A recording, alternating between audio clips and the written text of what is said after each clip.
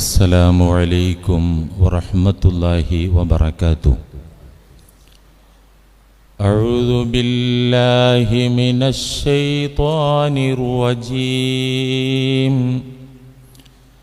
بسم الله الرحمن الرحيم. واخفض جناحك لمن اتبعك من المؤمنين فإن عصوك فقل إني بريء مما تعملون. صدق الله مولانا العظيم.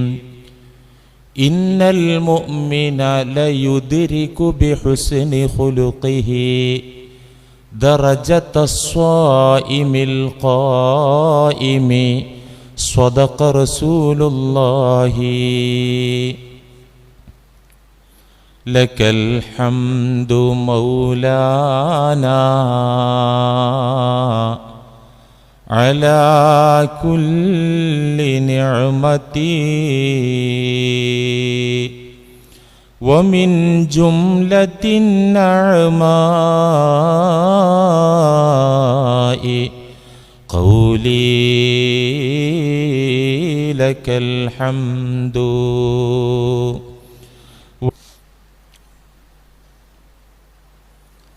പ്രിയമുള്ളവരെ,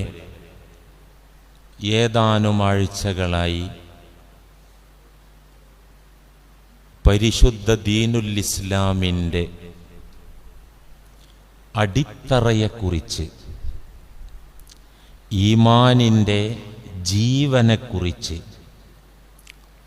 ഇഹത്തിലും പരത്തിലും ധാരാളം നേട്ടങ്ങൾ കൊയ്തു തരുന്ന ഒരു ഗുണത്തെക്കുറിച്ച് അല്ലാഹുവും തിരുദൂതരും ശക്തമായ ഭാഷയിൽ ഉണർത്തിയ ഒരു മർമ്മപ്രധാന വിഷയത്തെക്കുറിച്ചാണ് നമ്മൾ സംസാരിച്ച് വന്നത്. അതെ, സൽസ്വഭാവത്തെക്കുറിച്ച്.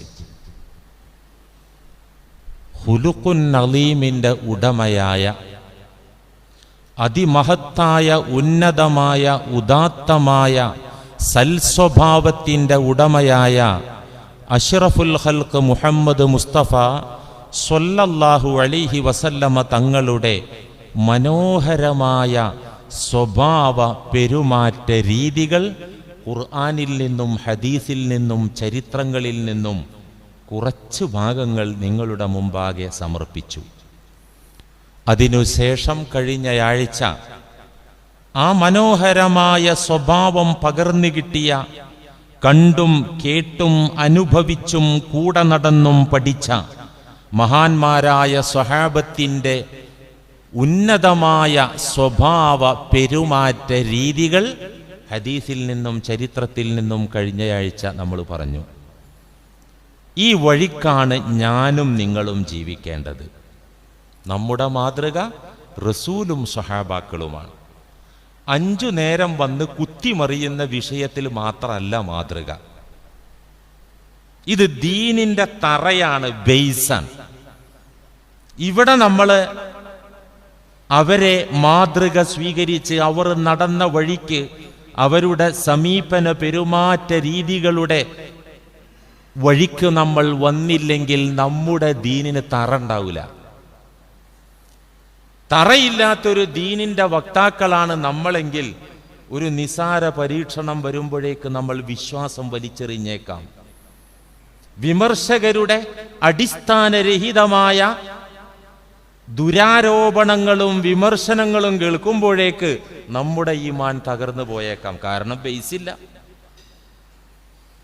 മരണം വരെ അചഞ്ചലമായി പിടിച്ചു നിർത്താൻ ഉതകും വിധം, മരണാനന്തര ലോകത്ത് ഉപകരിക്കും വിധം ഒരു ഇസ്ലാം എന്റെയും നിങ്ങളുടെയും നെഞ്ചകത്ത് കുടികൊള്ളണമെങ്കിൽ ഈ വിഷയം വസ്തുനിഷ്ഠമായി കേട്ട് പഠിച്ചറിഞ്ഞ് ഉൾക്കൊണ്ട് ജീവിക്കാൻ നാം തയ്യാറാകണം. അല്ലാഹു അതിന് തൗഫീഖ് നൽകട്ടെ. മഹാന്മാരായ സ്വഹാബാക്കളെ മുത്ത് റസൂൽ ട്രെയിനിങ് കൊടുത്ത് സംസ്കരിച്ച് ഉയർത്തിയെടുത്ത സംഭവം. അവര് സാധാരണ മനുഷ്യന്മാരായിരുന്നു, നബിമാരെ മാതിരിയല്ല. അവര് സ്വഹാബാക്കള് സാധാരണ മനുഷ്യന്മാരായിരുന്നു. അസാധാരണ മനുഷ്യന്മാരാണ് അംബിയ മുർസലുകൾ. സ്വഹാബാക്കള് സാധാരണ മനുഷ്യരായിരുന്നു. അതുകൊണ്ട് തന്നെ മനുഷ്യ സഹജമായ അവസ്ഥയിൽ ചില സന്ദർഭങ്ങളിൽ അവർ വികാരം കൊള്ളും, രോഷം പ്രകടിപ്പിക്കും. തങ്ങൾക്ക് വെറുപ്പുള്ള പെരുമാറ്റങ്ങൾ മറ്റുള്ളവരിൽ നിന്നുണ്ടാകുമ്പോൾ കടുത്ത തീരുമാനങ്ങൾ എടുക്കും. പ്രകോപനങ്ങളിൽ അവർ പെട്ട് ചൂടാകും. പ്രതികാര നടപടികൾ എടുക്കാൻ വേണ്ടി അവർ ഒരുങ്ങും. നമ്മളെപ്പോലെ ആര്? സ്വഹാബാക്കൾ.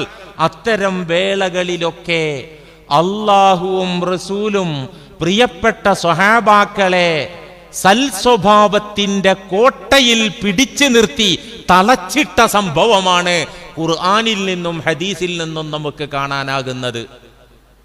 ഇപ്പൊ ഞാൻ ചൂടായാല് എന്നെ നിയന്ത്രിക്കാൻ ആരാ? ഞാനല്ലാണ്ട്. എന്റെ കെട്ടിയോള് പറഞ്ഞാൽ ഞാൻ കേൾക്കുവോ? നിങ്ങൾ ചൂടാകുകയാണ്, ദുസ്വഭാവം കാണിക്കുകയാണ്. ആരാണ് നിങ്ങളെ മൂക്ക് കയറിട്ടിട്ട് നിങ്ങളെ തളക്കാനുള്ളത്? നമ്മൾ സ്വയം ചെയ്യാന്നല്ലാണ്ട്. മഹാന്മാരായ സ്വഹാബാക്കളിൽ നിന്ന് മനുഷ്യ സഹജമായ അവസ്ഥയിൽ ഇത്തരം പൊട്ടിത്തെറിക്കലുകൾക്ക് സാധ്യതയുണ്ടായപ്പോ, പ്രകോപനങ്ങൾക്കും പ്രതികാര നടപടികൾക്കും അവർ മുന്നോട്ടിറങ്ങേണ്ട അവസ്ഥ വന്നപ്പോ അല്ലാഹു റസൂൽ ഇടപെട്ടിട്ട് സൽസ്വഭാവത്തിന്റെ കോട്ടയിൽ അവരിട്ട് അടച്ചു. ഇഷ്ടം പോലെ ഉദാഹരണം കാണാം. ഖുർആൻ പറഞ്ഞ, ബുഖാരി പറഞ്ഞ സംഭവം ഉദാഹരണത്തിന് നമുക്കൊന്ന് എടുക്കാം. സ്വഹാബാക്കളെ കൂട്ടത്തിലെ നമ്പർ 1 മനുഷ്യൻ മഹാനരായ സിദ്ദീഖുൽ അക്ബർ അബൂബക്കർ റളിയല്ലാഹു അൻഹു ഒരു മനുഷ്യനാണ്.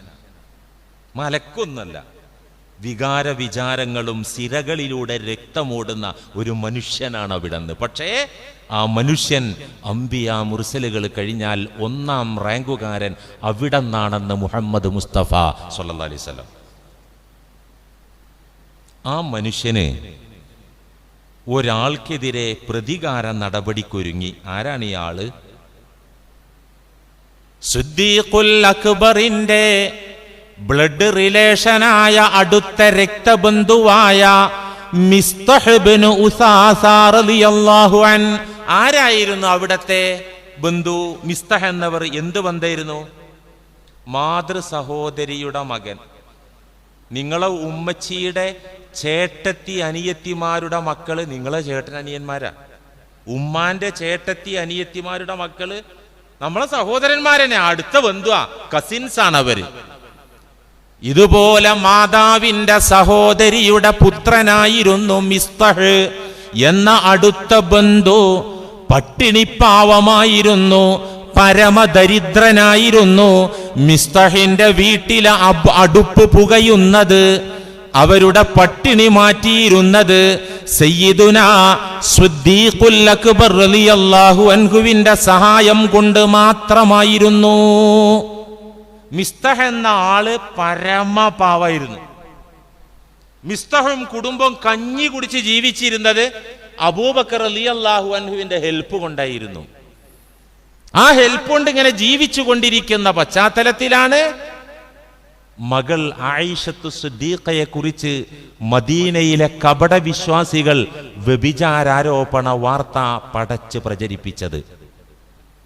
മദീനയെ പ്രകമ്പനം കൊള്ളിച്ച ഒരു ദുർവാർത്തയായിരുന്നത്. പൊതുവെ ഈ കേസ് എന്ന് പറഞ്ഞാൽ അങ്ങനെയല്ലേ, ഇപ്പൊ മന്ത്രിമാർക്കെതിരൊക്കെ ഇങ്ങനത്തെ കേസ് വന്നാൽ മീഡിയകൾ അങ്ങോട്ട് ആഘോഷിച്ച് നാട് മൊത്തം ഇളകുമല്ലോ. മാലിന്യമുള്ളിടത്താണ് ഈച്ചിരിക്കുള്ളൂ.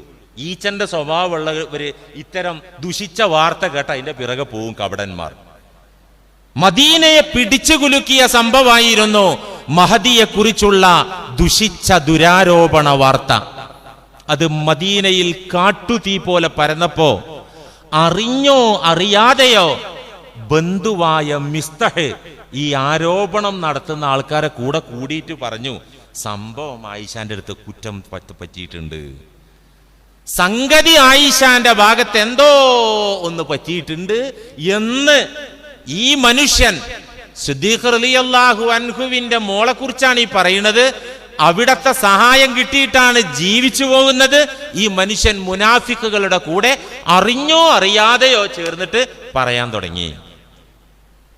അല്ലാഹു ബീവിയുടെ നിരപരാധിത്വം തെളിയിച്ചുകൊണ്ട് ധാരാളം ഖുർആനിക വചനങ്ങൾ അവതരിപ്പിച്ചപ്പോ തന്റെ മകൾ തീർത്തും നിരപരാധിയും ശുദ്ധയുമാണെന്ന് ബോധ്യപ്പെട്ടപ്പോ ഈ വൃത്തികെട്ട വാർത്ത പ്രചരിപ്പിച്ച കൂട്ടത്തില് എന്റെ സ്വന്തം സഹോദരൻ, എന്റെ ചോറ് കഴിച്ച് ജീവിക്കുന്ന സഹോദരൻ മിസ്തഹിദിന് പങ്കാളിയായിട്ടുണ്ടെന്ന് ബോധ്യപ്പെട്ടപ്പോ അബൂബക്കർ റളിയല്ലാഹുവിന് ഒരു കടുത്ത തീരുമാനം പ്രഖ്യാപിച്ചു. എന്താണത്? വല്ലാഹി ലാ ഉൻഫിഖു അലാ മിസ്തഹിൻ ഷൈഅൻ അബദാ. അല്ലാഹുവിനെ തന്നെയാണ് സത്യം, ഇനി ഞാൻ മിസ്തഹിന് 10 പൈസയോ പച്ചവെള്ളമോ കൊടുക്കുന്ന പ്രശ്നമില്ല. വല്ലാഹി സത്യം, ഞാൻ മരണം വരെ കൊടുക്കൂല എന്ന പ്രതിജ്ഞ. എന്തുകൊണ്ട്? ഒരു മകളെ കുറിച്ച് ഇല്ലാ കഥകൾ പ്രചരിപ്പിക്കുന്നത് ഒരു പിതാവിന് സഹിക്കാൻ പറ്റൂല. പക്ഷെ അത് സഹിക്കാം. ഇത് റസൂലിന്റെ പ്രിയപ്പെട്ട ഭാര്യയെ കുറിച്ചിട്ടാണ് ഈ പറഞ്ഞിരിക്കുന്നത്. ഈ തീരുമാനം എടുക്കണതിന് വല്ല കുഴപ്പമുണ്ടോ? മോന്തക്ക് അടിക്കാൻ പോയിട്ടില്ല, കേസ് മാനഹാനിക്കെന്ന് കേസ് കൊടുക്കാൻ പോയിട്ടില്ല, വാളെടുത്ത് വെട്ടാൻ ഒരുങ്ങിയിട്ടില്ല. എന്തേ ചെയ്തിട്ടുള്ളൂ? ഞാനിനി അവന് ചോറ് കൊടുക്കൂല, എന്റെ ഭാഗത്തുനിന്ന് ഹെൽപ്പ് ഉണ്ടാവില്ല. ഇതിൽ വലിയൊരു പ്രശ്നമൊന്നും നമ്മൾ കാണുന്നില്ലല്ലോ. ഉണ്ടോ? നമ്മളെ കുടുംബത്തെ തകർക്കാൻ ഒരാൾ കച്ച കെട്ടി ഇറങ്ങിയിട്ട് ഇത്തരം വൃത്തികെട്ട പണി ചെയ്താല് നിലവിൽ നൽകിക്കൊണ്ടിരിക്കുന്ന ആ ഹെൽപ്പ് ഞാൻ പിൻവലിക്കുന്നു എന്ന് പറയല് നമ്മുടെ ദൃഷ്ടിയിൽ അത് മാന്യതയാണല്ലോ. പക്ഷേ അല്ലാഹുവിന് ഇഷ്ടമായില്ല. എന്തുകൊണ്ട് അല്ലാഹ്ക്ക് ഇഷ്ടമായില്ല? അത് സൽസ്വഭാവത്തിന് വിരുദ്ധമാണ്. സൽസ്വഭാവം എന്താണെന്ന് അഷ്റഫുൽ ഖൽഖ് വിശദീകരിച്ച കൂട്ടത്തിൽ കാണാം. അൻതഅഫുവ അമ്മൻ ലലമക്. ഒരു സൽസ്വഭാവിയുടെ ക്വാളിറ്റിയിൽ ഒന്നെന്താ? അൻതഅഫുവ അമ്മൻ ലലമക്. നിങ്ങളോട് ഉപദ്രവം കാണിച്ചവർക്ക് നിങ്ങൾ മാപ്പ് കൊടുക്കുക. നിങ്ങളോട് ദ്രോഹം കാണിച്ചവർക്ക് നിങ്ങൾ നിരുപാധികം ഇളവ് കൊടുക്കുക, മാപ്പ് കൊടുക്കുക, പൊറുത്തു കൊടുക്കുക. ഇത് സൽസ്വഭാവിയുടെ അടയാള. ഇതിനെതിരാണ് സിദ്ദീഖുൽ അക്ബർ എന്നവരെ ഈ തീരുമാനം. അത് അള്ളാഹ്ക്ക് ഇഷ്ടായില്ല. അള്ളാഹ്ക്ക് അത് ഇഷ്ടായില്ല. കാരണം അബൂബക്കർ സിദ്ദീഖ് റളിയല്ലാഹു അൻഹു സൽസ്വഭാവി അല്ലെങ്കിൽ പിന്നെ ആരാ ലോകത്തുണ്ടാവുക? ഇഷ്ടമല്ലാത്തത് കൊണ്ട് തന്നെ ഉടനെ അവതരിച്ചു സൂറത്തുൻ നൂറിന്റെ 22ാമത്തെ പരിശുദ്ധമായ സൂക്തം വചനം. ولا يأتل أولو الفضل منكم والسعة أن يؤتوا أولي القربى ولا يأتل أولو الفضل منكم والسعة. നിങ്ങളുടെ കൂട്ടത്തിലെ ഉദാരമതികളായ മാന്യന്മാരായ സാമ്പത്തിക ശേഷിയുള്ള ആളുകൾ ശപഥം ചെയ്യരുതേ, തീരുമാനമെടുക്കരുതേ. എന്ത്? അയ്യുതു ഉലിൽ ഖുർബാ. ഒരു ദ്രോഹം ചെയ്തതിന്റെ കാരണത്താൽ അവർക്ക് നൽകി വരുന്ന സഹായം പിൻവലിക്കുമെന്ന്, അവർക്ക് ഭാവിയിൽ ഇനി ഒന്നും നൽകില്ലെന്ന തീരുമാനമെടുക്കരുതേ. അടുത്ത രക്തബന്ധുക്കൾ നിങ്ങളെ ഉപദ്രവിച്ചിട്ടുണ്ടെങ്കിൽ ആ ഉപദ്രവത്തിന്റെ പേര് പറഞ്ഞ് ആ രക്തബന്ധുക്കൾക്ക് നൽകി വരുന്ന സഹായം തുടർന്ന് നൽകില്ല എന്ന പ്രഖ്യാപനം നിങ്ങൾ നടത്തരുതേ. അക്കാര്യത്തിൽ നിങ്ങൾ സത്യം ചെയ്യരുതേ. പിന്നെന്താ വേണ്ടത്? വല്യഅഫൂ വല്യസ്ഫഹൂ. നിങ്ങൾ മാപ്പ് കൊടുത്തേക്കുക. വല്യസ്ഫഹൂ, നിങ്ങൾ വിട്ടുവീഴ്ച ചെയ്യുക. ഇങ്ങനെ ചെയ്താൽ അലാ തുഹിബ്ബൂന അൻ യഗ്ഫിറല്ലാഹു ലക്കും. നിങ്ങളുടെ കുറ്റങ്ങൾ അല്ലാഹു നിങ്ങൾക്ക് മാപ്പ് തരുന്നത് നിങ്ങൾ ഇഷ്ടപ്പെടുന്നില്ലേ? നിങ്ങളുടെ തെറ്റുകുറ്റങ്ങൾ പുറത്തു തരാൻ നിങ്ങൾ താല്പര്യപ്പെടുന്നില്ലേ? ഉണ്ടെങ്കിൽ നിങ്ങൾ പൊറുക്കണേ, മാപ്പാക്കണേ, വിട്ടുവീഴ്ച ചെയ്യണേ. ഇത്തരം തീരുമാനങ്ങൾ എടുക്കരുതേ. വല്ലാഹു ഗഫൂറുർ റഹീം. അല്ലാഹു ഏറെ പൊറുക്കുന്നവനും കരുണാവാരിധിയുമാകുന്നു. ഉടനെ സിദ്ദീഖ് റളിയല്ലാഹു അൻഹു സത്യം ചെയ്തതിന് പ്രായശ്ചിത്തം നൽകുകയും മുമ്പ് നൽകിയതിനേക്കാൾ സഹായം ചെയ്യാൻ തീരുമാനമെടുക്കുകയും സഹായം ചെയ്യുകയും ഉണ്ടായി. നിങ്ങൾ നോക്ക്, സ്വഹാബത്തില് ഇത് നമ്മളെ കാഴ്ചപ്പാടിൽ ദുസ്വഭാവമാണോ? ആണോ കൂട്ടരെ?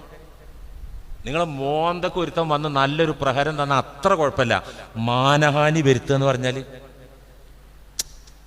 ഇന്ന് കോടതിയിലും അങ്ങനെ തന്നെയല്ലേ? മാനത്തിന് എത്ര വില ഇടല്? മോന്തൊക്കെ അടിച്ചാൽ ചിലപ്പോൾ 6 മാസം ജയിലും ഒരു 50,000 രൂപ അത്ര ഉണ്ടാവുള്ളൂ. മാനം തകർത്താലോ? അത് എവിടെ അങ്ങനെയാണ്. മാനത്തിന് വില കൽപ്പിക്കാൻ പറ്റൂല. ഈ പണി ചെയ്ത മനുഷ്യന് മാപ്പണ് കൊടുത്തേക്കുക, എന്നിട്ട് മുമ്പ് ചെയ്തതുപോലെ സഹായം തുടരുക. ഇതാണ് സൽസ്വഭാവം എന്ന് റസൂലുള്ള സ്വഹാബാക്കളോട് ഇടപെട്ടത്. സ്വഹാബാക്കൾ ജനങ്ങളോട് ഇടപെടേണ്ട എങ്ങനെയെന്ന് പഠിപ്പിച്ചത് ഖുർആനിൽ കാണാലോ. അള്ളാന്റെ റസൂലിന്റെ സ്വഭാവവും പെരുമാറ്റും നമ്മൾ ഒരുപാട് ആഴ്ച ഖുർആനിൽ നിന്ന് അതന്നെയല്ലേ പറഞ്ഞത്. ഇനിയും പറയാത്തത് ധാരാളം കിടക്കുക. സൂറത്തു ശുഅറാഇന്റെ 215, 216 റസൂലുള്ളാഹിനോട് അള്ളാഹ് പറയുന്ന ഒരു നിർദ്ദേശം. തങ്ങൾ എങ്ങനെയാണ് ഉമ്മത്തികളോട് ഇടപെടേണ്ടത്? തങ്ങൾ എങ്ങനെയാണ് ഉമ്മത്തുകളോട് പെരുമാറേണ്ടത്? വഖ്ഫിൽ ജനാഹക ലിമനിത്തബഅക മിനൽ മുഅ്മിനീൻ. വല്ലാത്തൊരു പ്രയോഗമാണ് അല്ലാഹു ഖുർആനിലൂടെ നടത്തിയിട്ടുള്ളത്. യാ റസൂലേ, യാ ഹബീബേ, എന്റെ ആത്മമിത്രമായ തിരുദൂതരേ, വഖ്ഫിൽ ജനാഹക, അങ്ങയുടെ കാരുണ്യത്തിന്റെ ചിറക് താഴ്ത്തി കൊടുക്കണേ.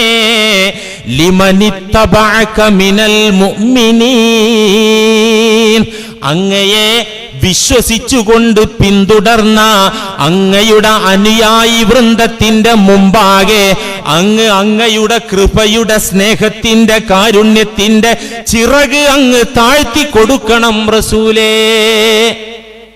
അങ്ങ് കാരുണ്യത്തിന്റെ സ്നേഹത്തിന്റെ ചിറക് ഉമ്മത്തീങ്ങൾക്ക് താഴ്ത്തി കൊടുക്കൂ റസൂലേ. അക്കൂട്ടത്തിൽ ആരെങ്കിലും തങ്ങളോട് അരുതായ്മ കാണിച്ചാൽ, റോങ്ങായി പ്രവർത്തിച്ചാൽ, ധിക്കാരം പറഞ്ഞാൽ, ആദർശ ശത്രുവായി മാറിയാൽ വിളിച്ചു വരുത്തി കരണക്കുറ്റി നോക്കി പൊട്ടിക്കണമെന്നല്ല പറഞ്ഞത്. വിളിച്ചു വരുത്തി അണിനിരത്തി തല വെട്ടണമെന്നല്ല പറഞ്ഞത്.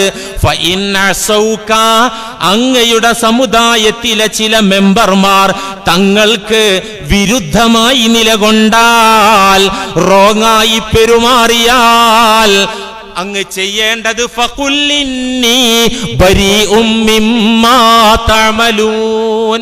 നിങ്ങൾ ഇപ്പ ഈ ചെയ്ത പണി ഉണ്ടല്ലോ, അതിലെനിക്ക് പങ്കൊന്നുമില്ല, ഞാൻ അള്ളാഹിനെ ഏൽപ്പിച്ചേക്കാം. എന്നിട്ട് അവരോടുള്ള സംവാദവും ബന്ധവും തുടരുക. നിങ്ങളിപ്പ ഈ ചെയ്ത ആറാമ്പറപ്പുണ്ടല്ലോ, അതിൽ എനിക്ക് പങ്കില്ല, ഞാൻ നിങ്ങളോട് പറഞ്ഞിട്ടില്ല, അതെന്റെ ആദർശമല്ല, അതെന്റെ നിർദ്ദേശമല്ല, അത് നിങ്ങളും അള്ളയും തമ്മിലായിട്ടായി എന്ന് പറഞ്ഞിട്ട് വീണ്ടും ആ ബന്ധം തുടരുക. സ്വഹാബാക്കൾ പൊട്ടിത്തെറിച്ചപ്പോഴൊക്കെ സൽസ്വഭാവത്തിന്റെ വിത്തിട്ട് ബേസ് ഉണ്ടാക്കുന്ന പണിയാണ് അഷ്റഫുൽ ഖൽഖ് 23 കൊല്ലം കാണിച്ചത്. പക്ഷെ നമ്മളെ വഅലിന്റെ വേദിയിലും ഇതൊരു സബ്ജക്റ്റ് അല്ല.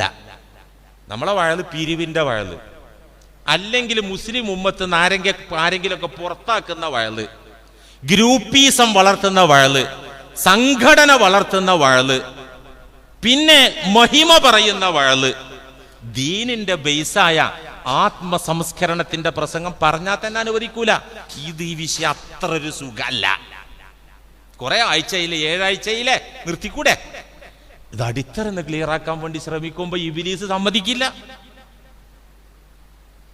റസൂലുള്ളാഹി സ്വല്ലല്ലാഹി അലൈഹി വസല്ലം തങ്ങൾ ഇതാണ് പഠിപ്പിച്ചത്. ആരാധന, ആചാര അനുഷ്ഠാനങ്ങള് 23 കൊല്ലത്തിന്റെ ലാസ്റ്റ് എൻഡ് ടൈമിലെ എണ്ണപ്പെട്ട വർഷം മാത്രം. ഹിജ്റ ചെന്ന് കഴിഞ്ഞ് മദീന ജീവിതത്തിന്റെ ചില ഭാഗങ്ങളിൽ മാത്രമാണ് ഈ ഇബാദത്തും ആചാര അനുഷ്ഠാനമൊക്കെ വ്യവസ്ഥാപിതമായി. അതിന്റെ മുമ്പുള്ള മക്ക ജീവിതം മുഴുവൻ ഇതാ തസ്കിയത്ത്, അവരൊന്ന് സൽസ്വഭാവികളാക്കാൻ വേണ്ടി മാറ്റിയാൻ അതിനുള്ള പരിശ്രമം, അതിനുള്ള ട്രെയിനിങ്, അതിനുള്ള ഉപദേശം അത് തന്നെയായിരുന്നു. സ്വഹാബാക്കൾ പലപ്പോഴും ചൂടായില്ലേ? നമ്മുടെ ഹൗലിൻ കരയിൽ വന്ന് ഇപ്പോൾ ഒരാൾ മൂത്രമൊഴിച്ചാൽ എന്തായിരിക്കും കൊടുത്ത അവസ്ഥ? ഞാൻ ചോദിക്കട്ടെ നിങ്ങളോട്. ഒരു മൊബൈൽ ഫോൺ ഒരുത്തം പാവം ഓഫാക്കാൻ മറന്ന് സൊഫിൽ നിന്നിട്ട് ഫാത്തിഹ ഇമാം ഓതണ നേരത്ത് അത് റിങ് ചെയ്താൽ സലാം വീട്ടിയിട്ട് കാണാൻ അവൻ്റെ നേരെയുള്ള നോട്ടം മാത്രമല്ല 2 പറയും ചെയ്യും. അല്ലേ? ഇല്ലേ? ഒന്നിനു വേണ്ടി സജ്ജീകരിക്കപ്പെട്ട മൂത്രപ്പുരയിൽ 2 ചെയ്ത ഒരാൾ പോയാൽ എന്തായിരിക്കും? ആ ആളെ കിട്ടിയ എന്തായിരിക്കും? വല്ലാക്കി മുസ്ലിയാരും ഇവിടുത്തെ ഉത്തരവാദപ്പെട്ടവരും കമ്മിറ്റിക്കാരും എന്തായിരിക്കും ചെയ്യുക? മൂത്രപ്പുരയിൽ വന്നിട്ട് 1, 2 കഴിച്ച് പോകുന്ന ഒരാൾ അത് കണ്ടാലും അവനെ വിടുവോ? ഇത് മദീന പള്ളി. ഏതായി മദീന പള്ളി? ആ പള്ളിക്കകത്ത് നിന്ന് ഒരു ഗ്രാമീണനായ മനുഷ്യൻ അങ്ങോട്ട് മുള്ളി. പള്ളിയുടെ ഉള്ളില് ഹൗദും കരയിലാണ് നമുക്ക് പൊറുപ്പിക്കാം. സ്വാഭാവികമായും സഹാബാക്കൾ വിടുവോ? അവർ ജീവനേക്കാൾ സ്നേഹിക്കുന്ന മുത്ത് റസൂലിന്റെ മദീന പട്ടണത്തിലെ മസ്ജിദുൻ നബവിയുടെ അകത്തളത്താണ് മുള്ളിയത് അഅറാബിയായ മനുഷ്യൻ. സ്വഹാബാക്കൾ അയാൾക്ക് നേരെ ചാടി വീണു. അയാളെ കൈകാര്യം ചെയ്യാൻ മുത്ത് റസൂൽ അവരെ തടഞ്ഞിട്ട് പറഞ്ഞു, ദഊഹു, തൊട്ടുപോകരുത് ആ മനുഷ്യനെ. ദഊഹു എന്ന് പറഞ്ഞാൽ അയാളെ വിട്ടേക്കൂ. ദഊഹു, അയാളെ വിട്ടേക്കൂ. وأخرقوا على بوله سجلا مما. അയാളെ അടിച്ചത് കൊണ്ടോ ഇടിച്ചത് കൊണ്ടോ ആ മൂത്രം അവിടുന്ന് ശുദ്ധമാവൂല. നിങ്ങൾ ഇപ്പൊ ചെയ്യേണ്ടത് അയാളെ കൈകാര്യം ചെയ്യലല്ല. വഅഖ്രീഖു അലാ ബൗലിഹി സജ്ലം മിമ്മാ. ഒരു പാത്രത്തിൽ വെള്ളം കൊണ്ടുവരൂ, ആ നജസ് നിങ്ങൾ കഴുകി വൃത്തിയാക്കൂ എന്നിട്ട് പറഞ്ഞതാണ് അടിവരയിട്ട് ഞാനും നിങ്ങളും പഠിക്കേണ്ടത്. എന്നിട്ട് പറഞ്ഞ വാക്ക് എന്താണ്? ഫഇന്നമാ ബുഇസ്തും മുയസ്സിരീൻ വലം തുബ്അസൂ മുഅസ്സിരീൻ. നിങ്ങളുടെ ഡ്യൂട്ടി എന്താണെന്നറിയോ സഹാബാക്കളെ? തട്ടിക്കയറൽ അല്ല, പൊട്ടിത്തെറിക്കൽ അല്ല, ഭീകരത അല്ല. അല്ലാഹു എന്നെ മാത്രല്ല, ഞാൻ അങ്ങനെയാണ്, എന്നോട് കൽപ്പിച്ചത് അതാ, ഞാൻ മാത്രല്ല. നിങ്ങളുടെ ഡ്യൂട്ടി, നിങ്ങളുടെ ഉത്തരവാദിത്തം, അപ്പോയിന്റ്മെന്റ് മുഅസ്സിരീൻ, സ്നേഹവും സൗഹാർദ്ദവും സന്തോഷവും കാരുണ്യവും എളുപ്പവും കാണിക്കുക, അതാണ് നിങ്ങളുടെ ഡ്യൂട്ടി. വലം തുബ്അസൂ മുഅസ്സിരീൻ, ഒരിക്കലും കാർക്കശ്യവും പൊട്ടിത്തെറിക്കലും ചൂടാകലും ഭീകരതയും നിങ്ങളുടെ ഡ്യൂട്ടി അല്ല. എളുപ്പമാണ് നിങ്ങൾ കാണിക്കേണ്ടത്, സിമ്പിളായിട്ടാണ് നിങ്ങൾ കാര്യങ്ങളെ കൈകാര്യം ചെയ്യേണ്ടത്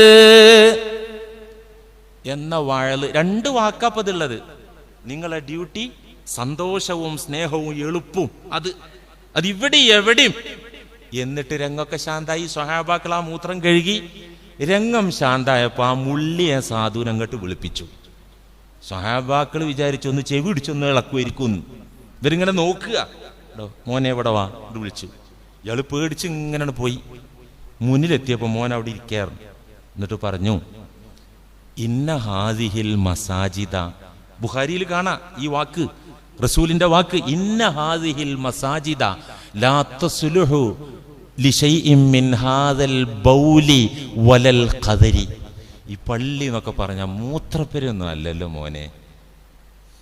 ഇന്ന ഹാദിഹിൽ മസാജിദ, ഈ പള്ളി എന്ന് പറഞ്ഞാൽ ലാ തസ്ലുഹു ലിഹാദൽ ബൗലി വലൽ ഖദരി, മുള്ളാൻ പറ്റിയ സ്ഥലമല്ലല്ലോ, അശണ്ടകൾ ഇടാൻ പറ്റിയ സ്ഥലമല്ലല്ലോ.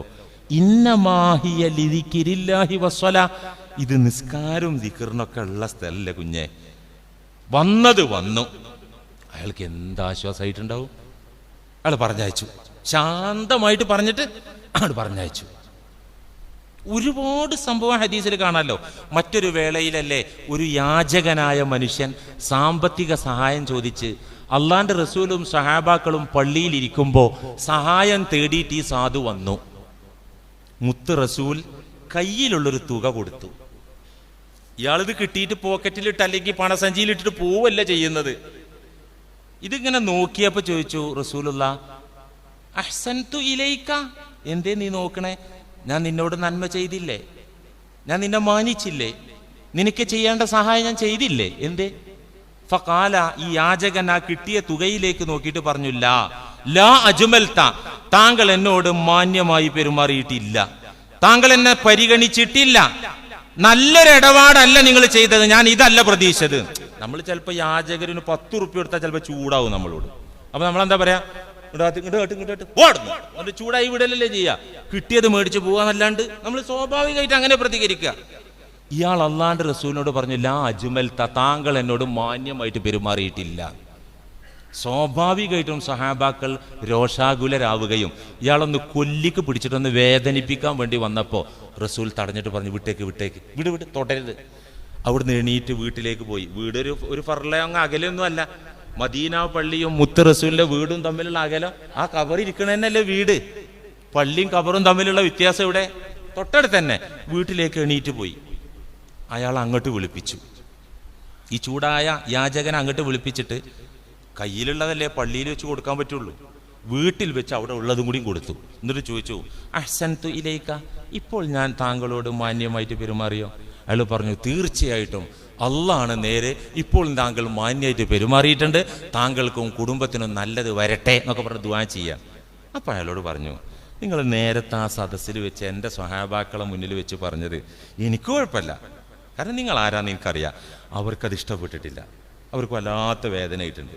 അവിടെ ഇവിടെ വെച്ച് നിങ്ങൾ ഈ പറഞ്ഞ നല്ല വാക്കുണ്ടല്ലോ, ഇപ്പം ഈ പറഞ്ഞ നല്ല വാക്ക്, അവിടെ ചെന്നിട്ട് അവരാ മനസ്സിൻ്റെ പ്രയാസം മാറാൻ വേണ്ടി ഒന്ന് പറയണം. അയാൾ വന്നിട്ട് പറഞ്ഞു, ഇപ്പോൾ മുഹമ്മദ് എന്നോട് മാന്യമായിട്ട് പെരുമാറിയിട്ടുണ്ടെന്ന് അവരോട് പറഞ്ഞെങ്കിൽ അവരെ മനസ്സിലെ വേദന തീരുന്നില്ല. തീരോ തീരാതെന്നപ്പോൾ ഇയാൾ പോയപ്പോൾ റസൂലുള്ള അവർക്കൊരു സ്റ്റഡി ക്ലാസ്. എന്താ ക്ലാസ്? ആ ക്ലാസ് നമ്മളൊക്കെ ശ്രദ്ധിക്കണം. എന്താണ്?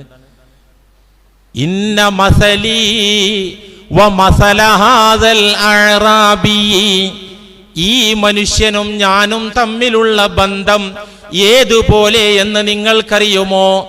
ഞാനൊരു ഉദാഹരണത്തിലൂടെ പറഞ്ഞു തരാം. കമസലി റജുലിൻ കാനത്ത് ലഹു നാഖ, ഒരു ഒട്ടകത്തിന്റെ ഉടമക്കാരനും ഒട്ടകവും തമ്മിലുള്ള ബന്ധം പോലെ. അത് അന്ന് ഒട്ടകല്ലേ, എന്തിപ്പോൾ ആന ആയിക്കോട്ടെ, ആനയും ആന ഓണറും ആയിക്കോട്ടെ, ഒരു ആനയും ആന മുതലാളിയും തമ്മിലുള്ള ബന്ധം പോലെ, ഈ ഒട്ടകവും ഒട്ടക മുതലാളിയും തമ്മിലുള്ള ബന്ധം പോലെ ഞാനും ആ മനുഷ്യൻ. എങ്ങനെ? ഈ ഒട്ടകം ഒരിക്കൽ വിരണ്ടോടി, അതിന് ഭ്രാന്ത് പിടിച്ചിട്ട് അതെന്താ ഈ വിരണ്ടോടി, ഒട്ടകത്തിന്റെ അല്ലെങ്കിൽ ആനയുടെ വിരണ്ടോട്ടം കണ്ടിട്ട് നാട്ടുകാർ വടിയും കുന്തവും കൊണ്ട് പിറകെ ഓടാൻ തുടങ്ങി. എന്താ സംഭവിക്കുക? അത് ഓട്ടം വേഗത കൂട്ടും, അതിനെ പിടിക്കാൻ കിട്ടൂല, മാക്സിമം അപകടം ഉണ്ടാക്കും. അപ്പൊ ആനയൊക്കെ അടഞ്ഞു കഴിഞ്ഞാൽ പോലീസിന്റെയും ഫോറസ്റ്റ് ഉദ്യോഗസ്ഥന്മാരും പ്രധാന ഡ്യൂട്ടി ഈ കാണാൻ വരുന്ന ആൾക്കാരെ കൊണ്ടുള്ള ശല്യം ഒഴിവാക്കല. കാരണം കൂടുതൽ പ്രകോപിതനാകും ആന. അതിന്റെ പാപ്പാനും ഉത്തരവാദപ്പെട്ടവർ മാത്രമാണെങ്കിൽ ഇതിനെ തളക്കാൻ എളുപ്പമാണ്. ഈ വിരണ്ടോടുന്ന ഒട്ടകത്തെ പിടിക്കാൻ വടിയും കുന്തവും കയറും കൊണ്ട് നാട്ടുകാർ അതിന്റെ പിറകെ അതിശീഘ്രം കുതിച്ചപ്പോൾ ഒട്ടകം അതിനേക്കാൾ വേഗതയിൽ വിരണ്ടോടുന്നു. അപ്പോഴാണ് ഒട്ടകത്തിന്റെ ഉടമക്കാരൻ വന്ന് പറയുന്നത്, എന്നെയും എന്റെ ഒട്ടകത്തെയും നിങ്ങൾ വിട്ടേക്കുക, ഉപദ്രവിക്കരുത് പടച്ചോനോർത്ത് എന്ന് പറഞ്ഞ ഒട്ടകത്തിന്റെ മുതലാളി തീറ്റ കയ്യിലെടുത്തിട്ട് അത് കാണുന്ന അടുത്തെത്തിയിട്ട് ഇങ്ങനെ വിളിച്ചപ്പോൾ ആ ഒട്ടകം ശാന്തനായി വന്ന് തീറ്റയെടുത്ത് അതിൻ്റെ ഉടമക്കാരനോട് ചേർന്ന് നിന്നു. ഉടമക്കാരൻ പറഞ്ഞു, ഇതിൻ്റെ സ്വഭാവം എനിക്കറിയാം, ഇതെന്നോട് ഇണങ്ങിയതാണ്, എന്നെ ഒട്ടകത്തിനും അറിയാം, നിങ്ങൾ ആവശ്യമില്ലാത്ത പണിക്ക് നിൽക്കരുത് എന്ന് നാട്ടുകാരോട് പറഞ്ഞു. ഇതുപോലെ നിങ്ങൾ ആ മനുഷ്യൻ എന്നോടൊന്ന് കയർത്തപ്പോൾ നിങ്ങൾ കൈകാര്യം ചെയ്യാൻ വേണ്ടി ചാടിയല്ലോ, ആ ചാട്ടം ചാടിയാല് ഈ മനുഷ്യൻ നരകക്കുഴിയിലേക്കായിരിക്കും ഓടുന്നത്. ആ നരകക്കുഴിയിൽ ഓടിച്ചെന്ന് പതിക്കാതിരിക്കാൻ ഞാൻ സ്നേഹനിധിയായ യജമാനനെ പോലെ സ്നേഹം കാണിച്ചുകൊണ്ട് ഈ മനുഷ്യനെ സ്വർഗത്തിന്റെ വഴിയിലേക്ക് തെളിക്കുകയാണ് എന്ന് റസൂലുള്ളാഹി സ്വല്ലല്ലാഹി അലൈഹി വസല്ലം. തീർന്നില്ല മുഅ്മിനീങ്ങളെ, സ്വഹാബാക്കളെ ജീവിതം നമ്മൾ പറഞ്ഞത്. ഇനി താബിഉകൾ, തബഉ താബിഉകൾ, ഇമാമുമാര്, അള്ളാഹുവിന്റെ ഔലിയാക്കള്, ഇവരെങ്ങനെയാണ് ഈ ദീൻ ഇവിടെ പ്രചരിപ്പിച്ചതും നിലനിർത്തിയതും, എങ്ങനെയാണ് സമൂഹത്തോട് സംവദിച്ചതും, എങ്ങനെയാണ് അക്രമികളോട് സംവദിച്ചതും, എങ്ങനെയാണ് ഭീകരന്മാരോട് പോലും സംവദിച്ചതും, ഇത് നമ്മൾ പഠിക്കണം, ഉൾക്കൊള്ളണം. എന്നാലേ ഇവിടെ ദീനിന് അടിത്തറ ഉണ്ടാവൂ, നമുക്ക് വിജയിക്കാൻ സാധിക്കൂ. അള്ളാഹു തൗഫീഖ് നൽകട്ടെ.